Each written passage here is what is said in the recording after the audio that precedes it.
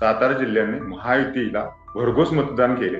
ह्या मागचे मुख्य कारण हे आहे की महायुतीकडून ज्या राबवल्या गेलेल्या सर्वसामान्यांच्या ज्या योजना आहेत त्या सातारा जिल्ह्यात प्रभावीपणे राबवल्या गेल्या. जनतेने एवढी सगळी पाठराखण केली आपल्या महायुतीची, ह्या बदल्यात काहीतरी जिल्ह्याला देणं लागतं ह्या हेतून महायुतीच्या सरकारकडून सातारा जिल्ह्याला एकदम 4 मंत्रीपद पहिल्यांदाच दिली गेली. 4ही मंत्री पदांच्या माध्यमातून जिल्ह्याला मोठ्या प्रमाणात निधी मिळणार आहे. मकरंद पाटलांना त्यासाठी त्यांनी मंत्रिपद दिलेलं आहे. ह्यातून त्यांना आता एकच जबाबदारी की कोणत्याही परिस्थितीत राष्ट्रवादीची ताकद इथं राहिली पाहिजे आणि भाजपची ताकद जरी 4 आमदार असले तरी राष्ट्रवादीची ताकद तिथं डिस्टर्ब होऊन द्यायची नाही. त्यांना दोन्ही गट त्यांना समान ठेवायचे. आता शिवेंद्र बाबांमुळे ह्या 5 मतदारसंघात त्यांची ताकद निर्माण होती. त्या ही ताकद भाजपला फायद्याची आहे.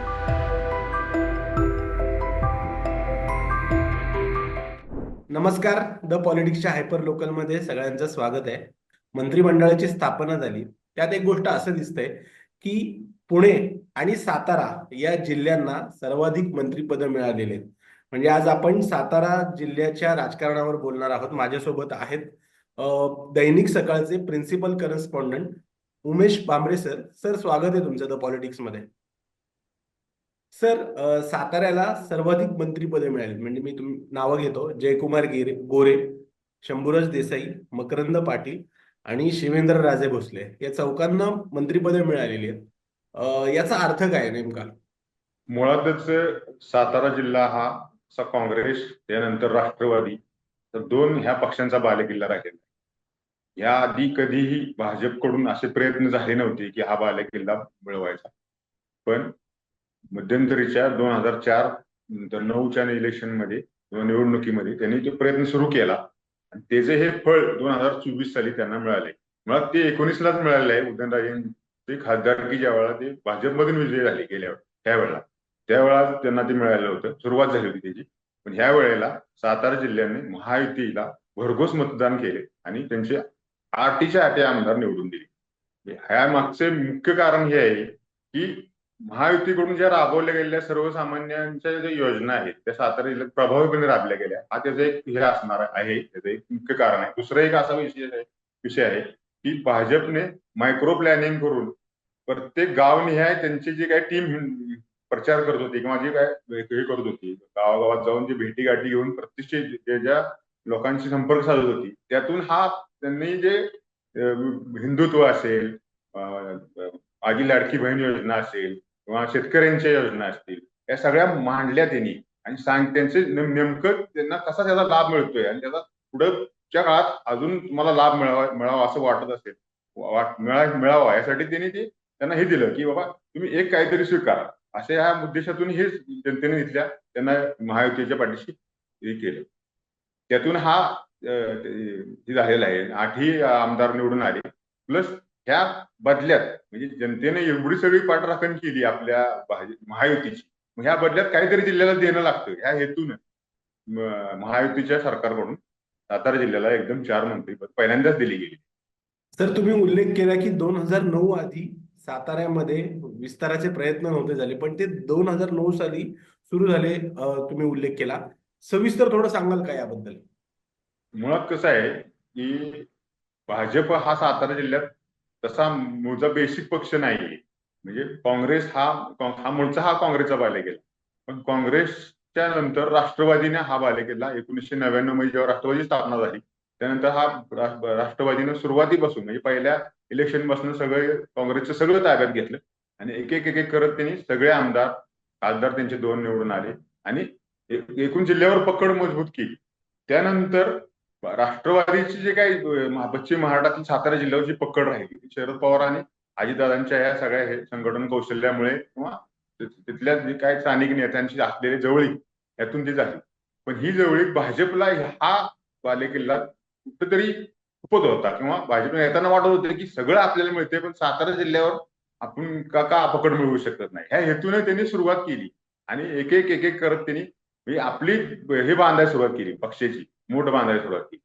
सुरुवातीला त्यांनी खासदारकीसाठी प्रयत्न केले आणि नंतर मग विधानसभेसाठी प्रयत्न केले. विधानसभेला झालं कसं, विधानसभेसाठी त्यांना इतर या राष्ट्रवादीचेच काही नेत्यांनी मदत केली. म्हणजे राष्ट्रवादीचे काही आमदार त्यांच्याकडे गेले, मंत्रिपद मिळत नसेल या काही इतर काही कारणाने, आणि त्यातून हे परिवर्तन होत गेलं. असा हा त्याला हे मिळाला. तर विधानसभेत आपण पाहिलं, सातारा जिल्ह्यामध्ये भाजपचे 4 आमदार आणि अजित पवारांच्या राष्ट्रवादीचे 2 आमदार. आणि आता आपण पाहिलं की तिथं भाजपनेही 2 मंत्री दिलेत आणि अजित पवारांच्या राष्ट्रवादीनेही 1 मंत्री दिला. तर इथे सातारा जिल्ह्यामध्ये अजित पवारांच्या राष्ट्रवादी आणि भाजप यामध्ये विस्तारवादाची स्पर्धा सुरू झाली आहे का या निमित्ताने? 100%, अगदी 100%. आता असं आहे की या ना त्या कारणाने राष्ट्रवादी जे दोन गट आहेत, हे 2 गट जरी असले राष्ट्रवादी, ते टिकवून ठेवण्याची जबाबदारी आता अजित पवार गटावर आली आहे.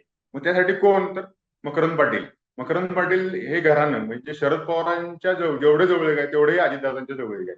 आणि पहिल्यांदा जेव्हा राष्ट्रवादी स्थापना झाली तेव्हा पहिल्यांदा लक्ष्मणराव पाटील हे पहिल्यांदा राष्ट्रवादी शरद पवारांसोबत गेले.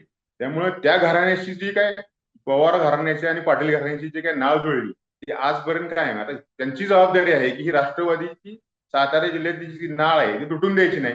आणि सगळे जुने म्हणजे त्यांचे शरद पवार गटाचे असतील कार्यकर्ते किंवा अजितदादा गटाचे असतील, ह्या दोन्ही कार्यकर्त्यांना एक संघ ठेवायचं असेल तर मकरंद पाटील हे त्यांच्यावर जबाबदारी अशी आलेली आहे.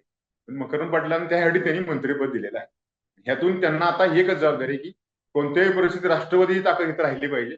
आणि भाजपची ताकद जरी 4 आमदार असले तरी राष्ट्रवादीची ताकद तिथे डिस्टर्ब होऊन द्यायची नाही. त्यांना दोन्ही गट त्यांना समान ठेवायचे. कोणतं दोन्ही बाजूचे जरी कार्यकर्ते त्यांच्याकडे कामानिमित्त आले तरी त्यांचं काम ते करणार. त्यासाठी त्यांनी ते केलेलं आहे. ही अजितदादांची ही असणार रणनीती असणार. यात तुम्हाला भाजपची काही वेगळी रणनीती दिसते का? शिवेंद्रराजेंना मंत्रिपद दिलंय. शिवेंद्रराजेंना मंत्रिपद देण्यामागचं मुख्य कारण असं आहे की ह्यापूर्वी शिवेंद्रराजे राष्ट्रवादीत असताना आमदार होते. त्यांना त्या काळात तिथं काय मंत्रिपद त्यांना मिळालं नाही. शेवट टप्प्यात मिळेल असं पण वाटत होतं त्यांच्या सत्तेच्या काळात, पण त्यांना मिळालं नाही. त्यांना कुठेतरी ते वाटत होतं की मी इतक्या वर्ष आमदार आहे आणि हा बालेकिल्ला सातारा तालुक्याचा किंवा हातारा, त्यांचं कसं आहे, त्यांचं सातारा नुसतं नाही, सातारा, कोरेगाव, कराड उत्तर, वाई या प्रत्येक मतदारसंघात त्यांचे हे आहे, ताकद आहे. ही ताकद स्थानिक स्वराज्य संस्थांच्या निवडणुकीत पाहायला मिळते, जिल्हा बँकेच्या निवडणुकीत पाहायला मिळते की शिवेंद्रबाबांची ताकद असल्याच्यावर इतर कोणीही संचालक सदासदी निवडून येऊ शकत नाही. इतकं त्यांनी ते केलेलं आहे. म्हणजे भाऊसाहेब महाराजांनी ही पेरणी केली होती, त्याचा फायदा शिवेंद्रबाबांना होतोय. त्याच्यामुळं शिवेंद्रबाबांची बाबांच्या मागे जी काही ताकद आहे ही सगळी, ही ताकद पुढे भविष्यात भाजपला फायद्याची आहे. आता शिवेंद्रबाबांमुळे ह्या 5 मतदारसंघात त्यांची ताकद निर्माण होती आहे. ही ताकद भाजपला फायद्याची आहे. इथून पुढे शिवेंद्रबाबांना ताकद दिली तर जिल्ह्यावर त्यांचा होल्ड ठेवता येऊ शकतो, या उद्देशाने हा त्यांची वाटचाल सुरू झालेली आहे. सर, महायुतीने सातारा जिल्ह्यात 4 मंत्रिपदे दिली. याचा परिणाम जिल्ह्याच्या राजकारणावर आणि अर्थकारणावर काय होईल असं वाटतंय? निश्चित जिल्ह्याच्या राजकारणावर तर झालेलंच आहे, प्रश्नच नाही. आता इथून पुढच्या काळात तर खूप चांगल्या प्रकारे म्हणजे अजून लोकांना म्हणजे राजकीय जे काही स्थानिक स्वराज्य संस्था इथून पुढच्या येणाऱ्या निवडणूक आहे किंवा पालिकेची निवडणूक आहे, यासाठी आता ते बांधणी पुढची सोपी होणार आहे. भाजपला ते तिथं त्यांना पाय पसरता येणार आहे. ज्या संस्थांवर त्या स्थानिक स्वराज्य संस्था असतील आजपर्यंत राष्ट्रवादीनं वर्चस्व मिळवलं, काँग्रेसनं चालवलं, त्या सगळ्या आता ते भाजपकडे येणार. ते मिळवण्यासाठी आता भाजप ह्या नेत्यांच्या माध्यमातून प्रयत्न करणार आहे. त्यांचे काही 4 आमदार आहेत, त्या 4 आमदारांच्या माध्यमातून तिथं ताकद वाढवून स्थानिक पातळीवर सुद्धा त्यांची हातपाय ते पसरणार आणि आपला बालेकिल्ला घट्ट करावे. राष्ट्रवादीचा बालेकिल्ला आता भाजपचाच होत आहे, तर तो घट्ट होण्यासाठी हे प्रयत्न होणार आहे. दुसरी गोष्ट, आर्थिक म्हणलं तर मोठ्या प्रमाणात 4ही मंत्री पदांच्या माध्यमातून जिल्ह्याला मोठ्या प्रमाणात निधी मिळणार आहे. आधीच गेल्या ह्या आत्ताच्या सरकार म्हणजे मागं आत्ता जी सरकार पायउतार झालं त्या सरकारच्या काळात सुद्धा सर्वाधिक निधी या सगळ्या आमदारांनी आणला. महेश शिंदे असतील, शंभूराज देसाई असतील, शिवेंद्रबाबा असतील, मकरंद पाटील असतील, या सगळ्या नेत्यांनी किंवा जयकुमार गोरे असतील, या सगळ्या नेत्यांनी आपापल्या मतदारसंघात मोठ्या प्रमाणात निधी आणला. आता मंत्रिपद यांना मिळाले असल्यामुळे आता तर सातारा जिल्ह्यातली विकास कामांना अजून मोठ्या प्रमाणात गती मिळणार आहे. प्लस इथे रखडलेली जी काही मागची कामं आहेत मागच्या 10-20-25 वर्षात, त्या कामांना ह्या मंत्रिपदाच्या माध्यमातून निधी आणून ती पूर्णत्वाला जाणे आणि जनतेची सगळ्या शेतीची असतील, सिंचनाच्या असतील किंवा औद्योगिक असेल, पुन्हा मेडिकलच्या संदर्भात असतील, आरोग्य संदर्भात, ही सगळी कामे मार्गी लागणार, त्याचा हे मिळणार आहे, फायदा होणार आहे. सर, शेवटच्या टप्प्याकडे यायचंय मला. सातारा जिल्हा हा नेहमी शरद पवारांना साथ देणारा जिल्हा म्हणून ओळखला जातो. गेल्या निवडणुकीपर्यंत तो ओळखला जात होता. आता 4 मंत्रिपद देऊन कुठेतरी महायुतीने आणि अजितदादांनी पण, भाजपने आणि अजितदादांनी पण शरद पवारांच्या राजकारणाला थोडासा शह देण्याचा प्रयत्न केलाय का 4 मंत्रिपद देऊन? 100% अगदी बरोबर आहे.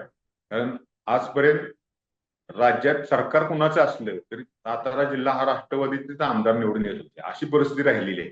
1-2 मतदारसंघ सोडले तर ते अशीच परिस्थिती असायची. पण ह्या वेळेला मात्र परफेक्ट बदल झालेला आहे. आणि शरद पवारांनी जे काही प्रयत्न केले शेवटच्या टप्प्यात किंवा सुरुवातीपासून सातारा बालेकिल्ला हाय टिकून राहावा, किंवा मागं लोकसभेच्या किंवा मागच्या इलेक्शन मध्ये जी काही मोडतोड झाली होती मतदारसंघाची किंवा बालेकिल्ल्याची, ती दुरुस्त करण्याचा ह्या प्रयत्न खूप केला, पण त्यांना ते यशस्वी झाले नाहीत. त्याच्या मागचं एक कारण हे असणार आहे की भाजपने त्यांची जी काय मोठ होती बांधलेली जुनी, ती मोडायचा प्रयत्न बऱ्यापैकी केला. त्यांचे आमदार फोडले किंवा त्यांचे जे काही प्रमुख कार्यकर्ते ते फोडले. त्यातूनच त्यांना हे यश मिळालं भाजपला किंवा महायुतीला. आणि अजितदादा गट म्हणाल तर अजितदादा गट जरी हे 2 गट स्वतंत्र वाटत असले तरी यांचे सगळे जे कार्यकर्ते नेते मंडळी आहेत ती सातारा जिल्ह्यात ही एकच आहेत. फक्त त्यांना शरद पवारांविषयी प्रचंड प्रचंड सहानुभूती आणि प्रेम आहे.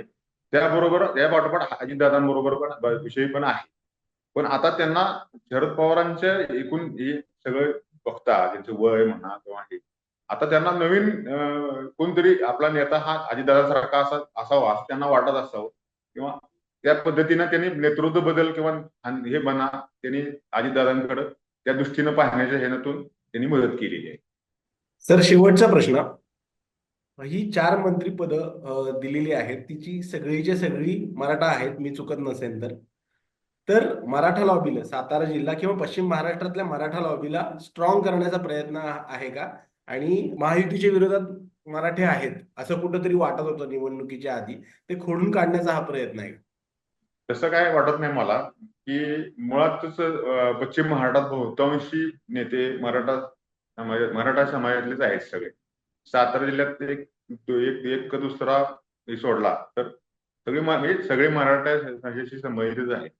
पण मराठाची समाजाचा जो काय हे आहे, तो नेत्यांनी पण आजपर्यंत मराठा समाजाला साथ दिलेली आहे, समाजानं पण नेत्यांना साथ दिलेली आहे. इथं विषय असा येतो की इथं समाज आणि नेता असं काय हे झालं जात नाही. मराठा समाजाचा वेगळा समजला जात नाही किंवा नेता. प्रत्येक मराठा समाज हा आपल्या नेत्याला आपलाच मानतो, मग ते कुठल्याही पक्षात असतो किंवा कुठल्याही संघटनेत असतो. त्यामुळे असं काही वेगळं पण असं वाटत नाही. पण महायुतीनं हे तुम्ही म्हणताय ते बरोबर आहे की मराठा समाजाची जी काही ताकद आहे सातारा जिल्ह्यात, ही एकवटलेली ताकद आहे, ही काबाजीत ठेवण्यासाठी मराठा समाजाच्या नेत्यांना दिलेलं आहे. ते बरोबर आहे. थोडंफार त्या दृष्टीने ते दिसतंय पण. तर खूप खूप धन्यवाद. तुम्ही सातारा जिल्ह्याच्या राजकारणाची अत्यंत चांगली माहिती सांगितलीत आणि सातारा जिल्ह्याला 4 मंत्रिपद मिळाली त्याचे अर्थही तुम्ही सांगितलेत.